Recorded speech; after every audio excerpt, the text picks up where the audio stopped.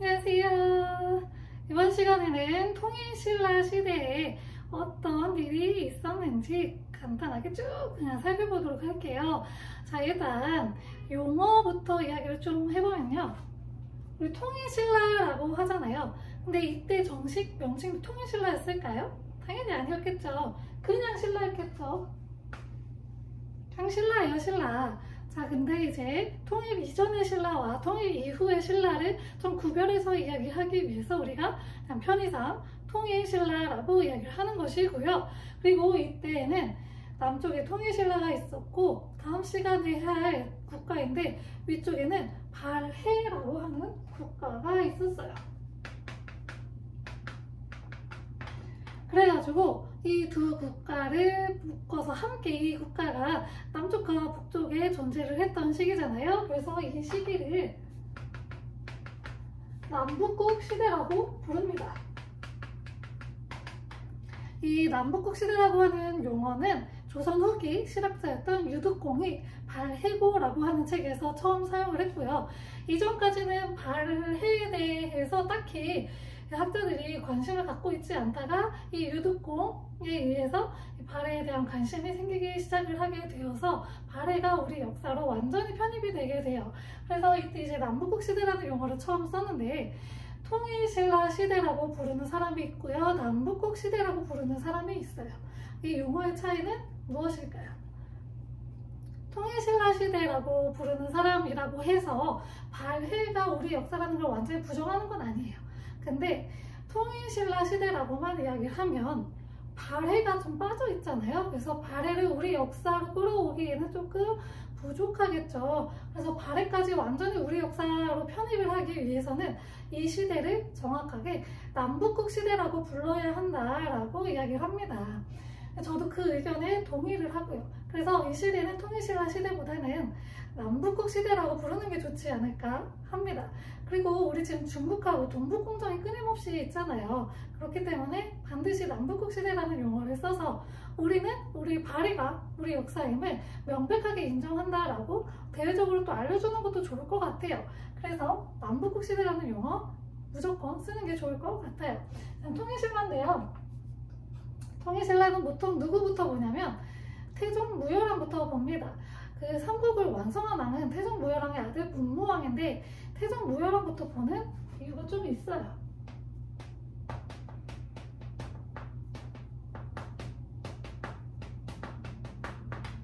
이 무열왕 때 삼국 통일 전쟁을 시작을 했고요. 이때 이제 백제가 멸망을 했거든요. 그래가지고 태종무열왕부터 배우게 되는 거예요. 이 태종무열왕 같은 경우에는 최초의 진골 출신 왕이라고 합니다.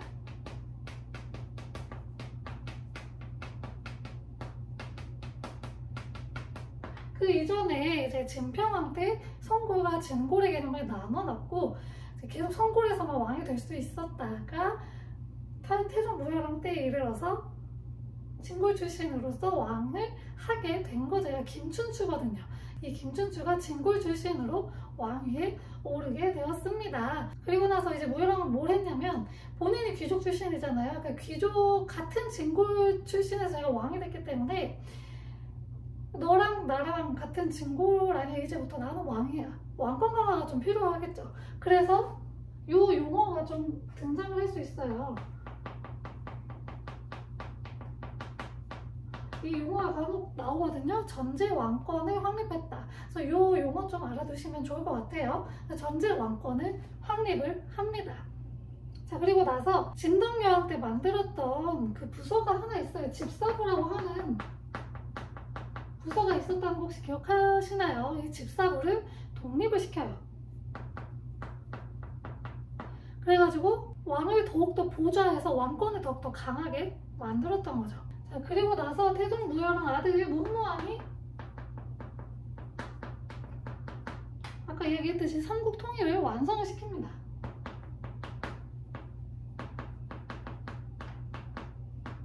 676이요. 연도가 되게 쉬워요. 676년 삼국이 통일이 되었습니다. 자, 그리고 나서 이 삼국 통일하면서 당나라하고 싸웠잖아요. 그래서 당나라하고는 약간 적대 관계가 좀 있었어요.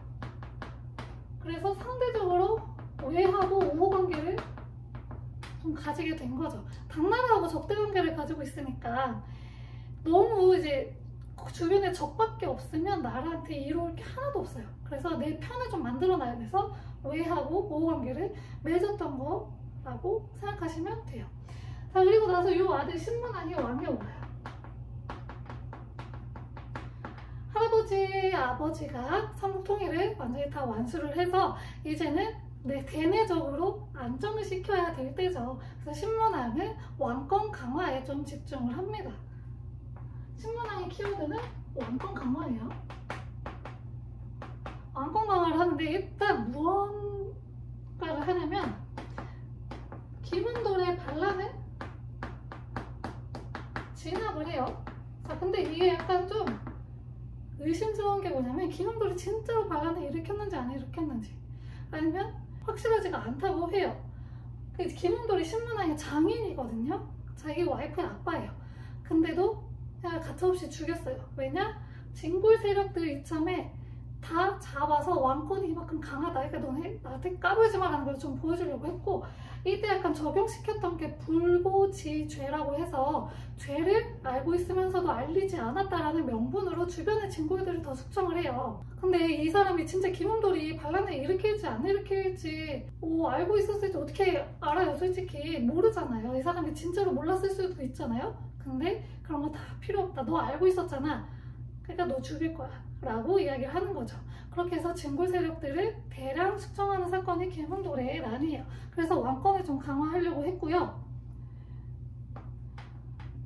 이 전부터 왕들은 계속 불교 귀족들을 제압하기 위해서 새로운 뭔가 학문이라든지 가지고 왔어요. 학문이나 종교를 가지고 왔어요. 신문왕도 마찬가지예요. 얘는 유학을 갖고 와요. 그래서 이 유학을 공부하는 기관인 국학이라는 것을 설치를 해서 유학을 교육시킵니다. 유학은 계속 그 삼국 전성기 이러면서 얘기를 했지만 왕에게 충성하는 신하를 기르기 위한 학문이에요. 그래서 왕에게 충성하는 신하를 길러가지고 불교 세력에 반대하려고 노력을 많이 했습니다. 자, 그리고 나서 뭘 했냐면 진골 세력들이 그 국가의 일을 하면서 대가로 받던 것들이 있어요. 그 노급인데 이 노급을 폐지합니다. 노급에는 저기가 있어요.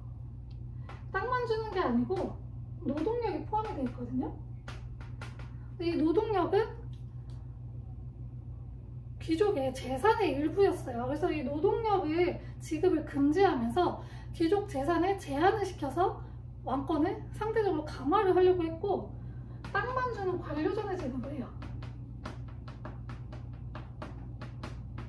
그래서 이제 재산의 그런 한계를 걸어버리는 거죠. 더 이상 노비는 내가 지급하지 않겠다. 나라에서 지급해주지 않겠다. 니네 알아서 해. 이거죠. 자, 그리고 이렇게 왕권을 강화하기도 했지만 또 무엇도 하냐면 고구려 백제가 합쳐졌어요. 완전히 다른 국가가 한 국가로 합쳐졌어요. 그래서 내부적으로는 난 계속 백제의 이제 백성이고 난 고구려의 백성인데 라고 하는 의식을 가진 사람들이 많았을 거예요. 이 사람들을 우리는 다른 국가가 아니고 이제부터 한 신라라고 하는 하나의 국가의 한 똑같은 백성이야 라는 의식을 심어줘야겠죠. 그래서 민족 통합 정책을 펼쳐요. 그래서 구주 오소경 설치, 그리고 구서당 10정이라고 하는 군대를 만듭니다. 자, 이게 뭐냐면 구주, 그 백제하고 고구려의 옛 땅에 3개의 주씩 설치를 해요. 그 지방 행정을 재정비를 한 거예요. 그래서 기존의 백제하고 고구려에 있던 지방 행정 제도를 폐지를 하고 신라의 지방 행정 제도로 다시 재편을 한 거죠. 그리고 오소경은 뭐냐면 신라의 수도가 경주에 완전 끝에 치우쳐져 있거든요. 근데 보통 수도는 중앙에 있는 게 좋아요. 그래야지 이제 골고루 명령도 잘 전파가 되고 통치하기 좀 편하거든요. 근데 수도가 한쪽으로 치우쳐 있으니까 천도는 조금 어려울 것 같고 그 지방에다가 수도의 역할을 하는 제2의 수도들을 만든 거예요. 그게 바로 오소경 제도입니다. 그래서 신문왕은 사실 천도 시도도 했었어요. 지금의 대구 있죠. 달구벌이라고 하는 달구벌? 여기로 천도를 시도를 하긴 했는데 실패를 해요. 천도는 진짜 왕권이 강해야지만 할 수 있는 거거든요. 그래서 천도에 성공하지는 못하고, 당시에 신라도 귀족이 좀 힘이 셌던 편이라서 천도에 성공하지는 못했지만 이렇게 시도를 하긴 했다. 이게 가끔 한능검에 시험으로 나와요. 그래서 이거 알아두시면 좋을 것 같아요. 자, 그리고 나서 보통 이제 고등학교 과정에서는 왕은 여기까지만 보통 배우는데, 여기서 조금 더 나아가면 이 다음 왕들 조금씩만 볼게요. 성덕왕 같은 경우에는 정전이라는 것을 지급을 해요. 정전은 소유권이 인정된 땅이에요. 그래서 이거는 일반 백성들한테, 평민들한테 나눠졌던 땅이고요. 이 다음 왕이었던 경덕왕 때 한화 정책이라고 해서 중국 같은 그런 정치 체제를 추구하겠다, 그래서 왕권 강화를 하겠다라고 하는 정책을 좀 해요. 그러다 보니까 귀족들의 반대에 계속 부딪혔죠. 근데 귀족들과 계속 부딪히면 왕권이 강해질 그런 틈이 보이지가 않아요. 그래서 어느 정도 귀족들을 좀 달래주면서 왕권 강화를 해야 돼요. 그래가지고 이 귀족들을 달래는 차원에서 노블을 부활을 시켜요. 그런데 이제 왕권이 자꾸 귀족들의 반대로 부딪히고 하면서 왕권이 좀 약해지잖아요. 이대로는 좀 어려울 것 같아요. 그래서 왕권을 조금 그나마 살려보고자 만들었던 유물이 하나 있어요. 지금 경주박물관에 있는 에밀레종이라고 부르는 종 있죠. 그 정식 명칭이 성덕대왕 신종입니다. 이 성덕대왕 신종을 만들어서 내 조상이 성덕왕이야, 너네 우리 성덕왕 얼마나 대단하신 분인지 너네도 알지, 내가 그 후손이야, 나 그렇게 대단한 사람이니까 건들지 마, 이거예요. 성덕대왕 신종을 만들었다고 합니다. 그래서 이렇게 좀 왕권을 강화하려고 했는데, 태공왕이 왕에 오른데 얘가 되게 아기 때 왕에 올라요. 그러다 보니까 왕권 강화는 꿈도 못 꾸죠. 그래서 주변의 귀족들이 실세를 차지하게 되고, 귀족들이 자기네들이 서로 권력을 차지하게 되는 96각간의 난이라고 하는 반란까지 일어나게 돼요. 그러니까 96개나 되는 가문이 반란을 일으켰다, 그 정도로 많은 그 귀족들이 반란을 일으켰다라고 하는 뜻이라고 합니다. 이 이후로 왕권이 조금 불안정해지기 시작을 하면서 왕권 다툼이, 김씨들 사이에서 왕권 다툼이 계속 치열하게 일어나게 돼요. 이 이후에 또 원성왕이라고 하는 왕이 오르는데, 얘도 그래도 왕권 강화를 위해서 좀 노력했던 왕이에요. 그래서 독서 삼품과라는 걸 만드는데,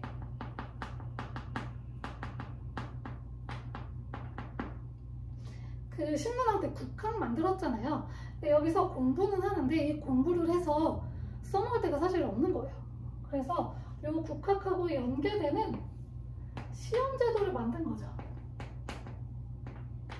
그래서 유교 경전의 해석 능력에 따라서 상중하로 나눠서 이제 판단을 하는 거죠. 그렇게 해서 이 유교 경전에 능통한 사람을 관리로 뽑겠다고 하는 시험인데, 이거는 다음 시간에 할 거지만, 다다음 시간에 할 거지만, 통일신라 시대에는 골품제도라고 하는 아주 고약한 신분제도가 있었어요. 그래서 이 골품에 따라서 올라갈 수 있는 관직이 한정이 돼 있고, 그게 세습이 됐단 말이에요. 그래서 이 독서상품과가 좀 제대로 시행되기는 어려웠다고 합니다. 그래서 좀 이렇게 성공적으로 시행되지는 못했다고 해요. 그 이후에 헌덕왕이라고 하는 왕이 있는데, 이 왕 때 김원창이라고 하는 자가 반란을 일으켜요. 이거 가끔 한능검에 나오더라고요. 김원창의 난이 일어나는데, 얘는 자기 아빠가 왕을 못했어요. 그래서 자기네 가문을 좀 이렇게 대우를 못 해주니까 그거에 불만이 생겨가지고 반란을 일으켰는데, 이때 나라에서 이걸 진압할 수 있는 돈이 좀 부족했어요. 그래가지고 누구한테 부탁을 하냐면, 돈이 좀 많았던 장보고한테 돈 좀 달라고 한 거예요. 장보고가 그러면 그 대가로 나 청해진 내가 좀 다스리게 해줘. 그래서 이때 청해진 대사가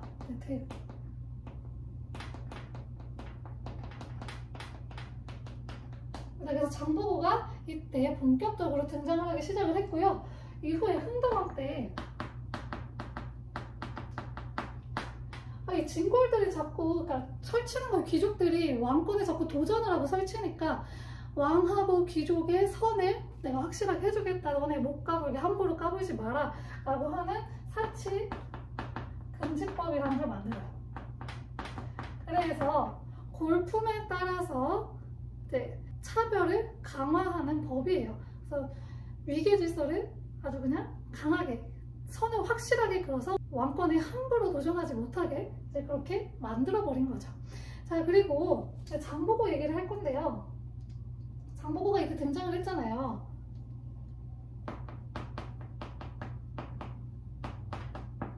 이 장보고는 청해진에 이제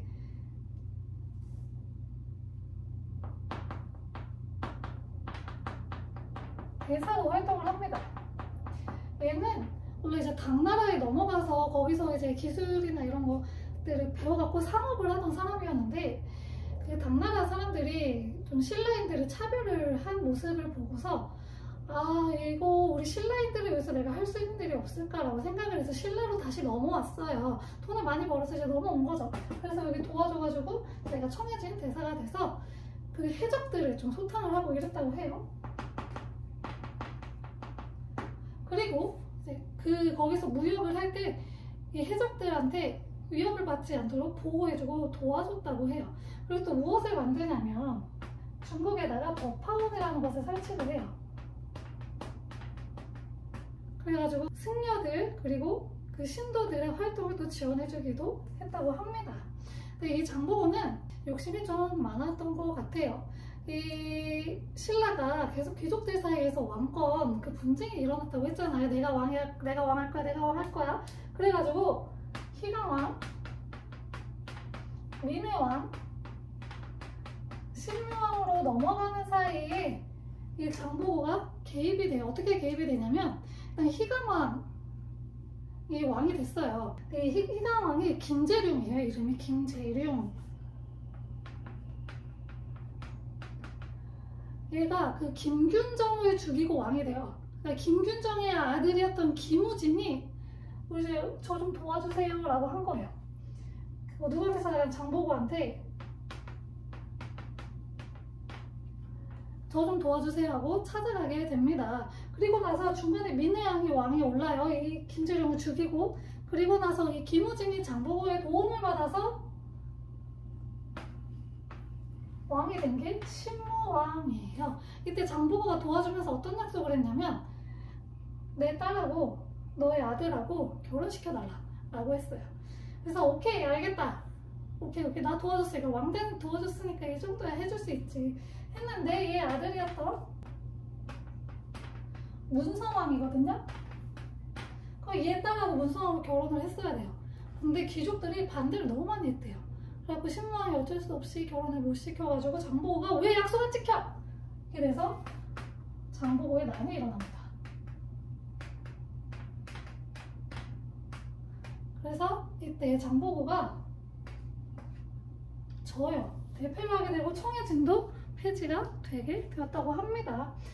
여기까지 통일신라에 대한 기본적인 골격들을 쭉 알아봤고요. 다음 시간에는 남북국 시대의 또 다른 국가죠. 발해에 대해서 이야기해 보도록 하겠습니다.